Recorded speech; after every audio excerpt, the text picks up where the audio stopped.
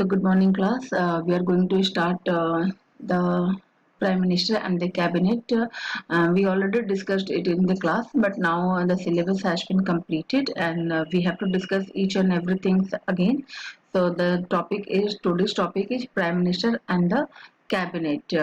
Everybody know who is the Prime Minister, as right now Mr. Narendra Modi is the Prime Minister of this country, but this particular chapter is does not tell about the Mr. Prime Minister, but what are the how the Prime Minister appointed, how the what are the functions and what are their roles, and these are things which we are going to discuss in this particular chapter one by one. Before that, I just want to introduce this topic. Our Indian system comprises three organs of the government. We have discussed so many times in a very elaborative manner or in a very large sense. Legislative, these are those bodies which have the power to make laws. Executive, those bodies who execute the laws and conduct of public and national affairs. Judiciary, those bodies who are responsible for dealing with all legal cases. Now, why I have mentioned this thing? Because the Prime Minister and the Cabinet is the part of executive system. The executive system is the most powerful organ of government. It is that organ which implements the laws passed by the legislature and who head the government departments. The Prime Minister, it means what are the things is mentioned here? The executive system, the third wing of the democracy, the government, which is the most powerful organ of the government because they have the authority, they have the power to implement the laws passed by the legislature and who head all the government department. It means the Prime Minister and under his cabinet, all the minister or the departments of central government are under their periphery. Okay, the Prime Minister is the head of government. The Prime Minister is the head of government and leads the executive organ of the government. The government ministers are the senior ministers. The government ministers are the head government ministers are the senior ministers of or the council of ministers, and they exercise the executive authority in the Republic India.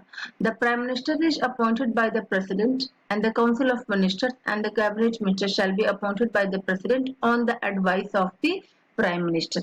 Okay, this is the main thing. The Prime Minister is the head of the government and who leads the organ of the government, and they are the part of executive system, and they have this absolute authority to manage the country and execute the law and conduct of public and national affairs. The Prime Minister is appointed by the President, and the Council of Ministers and his cabinet ministers shall be appointed by the President, but with aid and advice of the Prime Minister. Okay, now we are talking now of we came on the Prime Minister. India follows a parliamentary system of government in which the Prime Minister is the leader of the executive system of government of India and also head of the Council of Ministers. Prime Minister is the real custodian of all executive authority. Every word should be. I just want to remind you all that whatever the words have been mentioned in the law, it is very important to you have to understand the every meaning. Here is the word parliamentary system of government, and everybody you all are we have discussed in a very huge manner that what is the parliamentary system of government.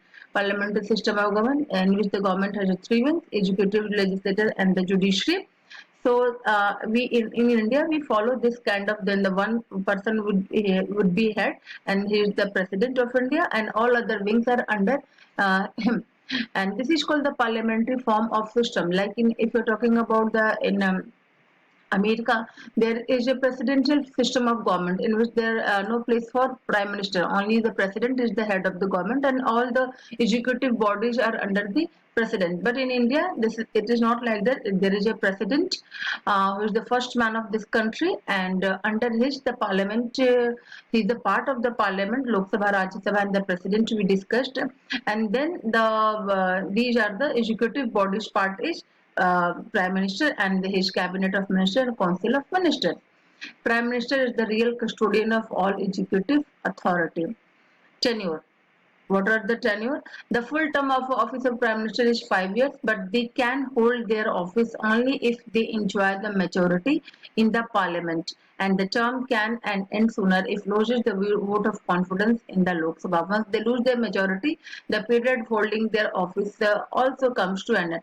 Normally, general election will be held, and the person who elect, the party who who will win the election, they have elected some person to lead them, and he become the prime minister until the everything is normal. Then he will change his office till 5 years. But if there is any political disturbance arise, then he might lose his confidence in the parliament. Then he may lose his post as well as.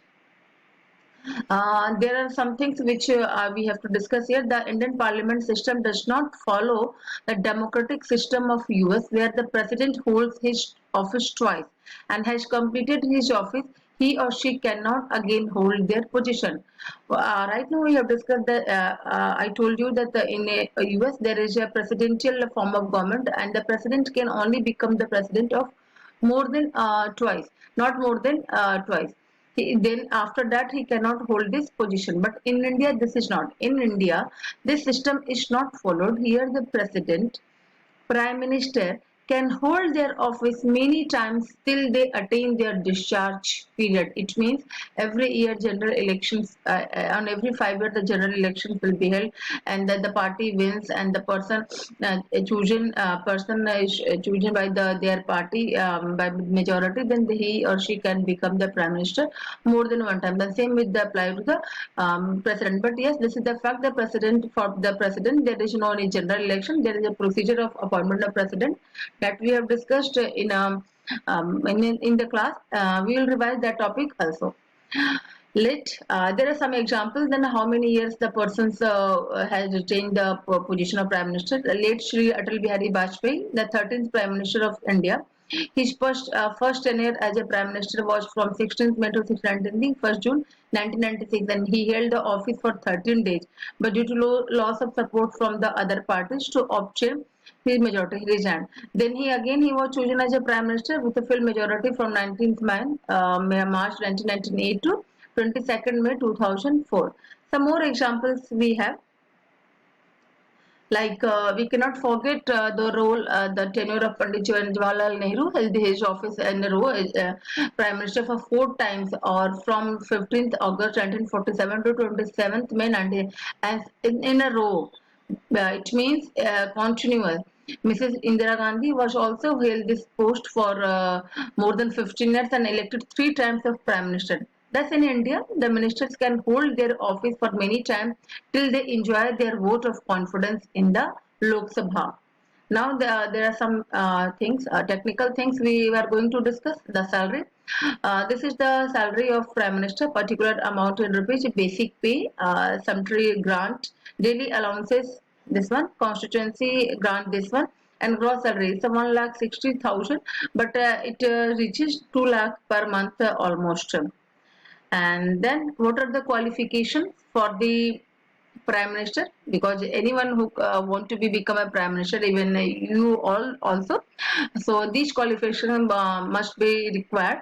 So just follow this. A simple qualification must be citizen of India, must be a member of either house of the parliament, either Lok Sabha or the Rajya Sabha. Yes, to become a member of the Lok Sabha and Rajya Sabha, the different norms, and we have discussed, but we will revise that topic again. Should complete the age 25 years of age, and if he is a member of Lok Sabha and 30 years of age, he is a member of the Rajya Sabha too.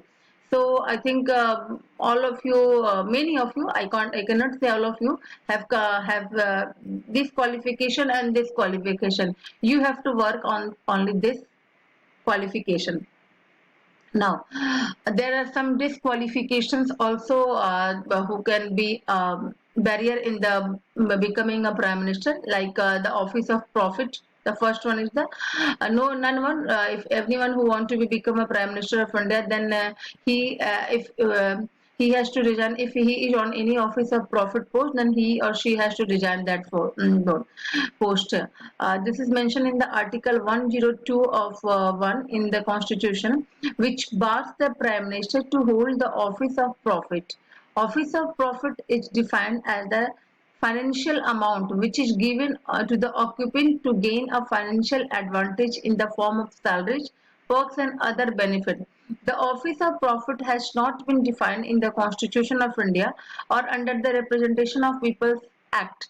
And these things we will get in the every topics when you discuss the parliamentary form of government. For every other, the president post, either the member of parliament becoming everything. Office of profit is a term that is not clearly defined, but it means the person, if anyone who is working on any particular job and then he or she getting the salary from the government, then that is under the purview of the office of profit. There is a particular case in Jaya Bachchan versus Union of India. The matter came and it was decided by the Supreme Court that the office of profit is defined as follows. Office of profit is an office which is capable of yielding a profit or pecuniary gain, holding office under central or state government to which the salaries, remuneration, allowances are paid amounts to hold the office of profit. Because you can assume the things what was happened in that case, Jaya Bachchan, because the some persons have claimed that she is earning and she cannot be a member of parliament. You know, the from the in Samajwadi party, she is the member of parliament right now also, and earlier or too. So this is the issue come and it was decided by the Supreme Court that only the office under the central or state government. It means if the person is doing any private thing, any private job, or either any business or any such other kind of activities in which the person not getting salary or the person not getting any benefit from the central or state government, then that is not come unto the purview of the office of profit. So in this particular case, it was that the terms has been clearly mentioned that office of profit means the person is must be under the central or state government employed. This is a basic introduction about these things. In the next class, we will discuss some more important points like there are some more disqualifications also here, and then we will discuss the how they appointed and what are the procedure of appointment and what are their power and duties. So we will discuss later on. Till then, be safe, stay home, take care.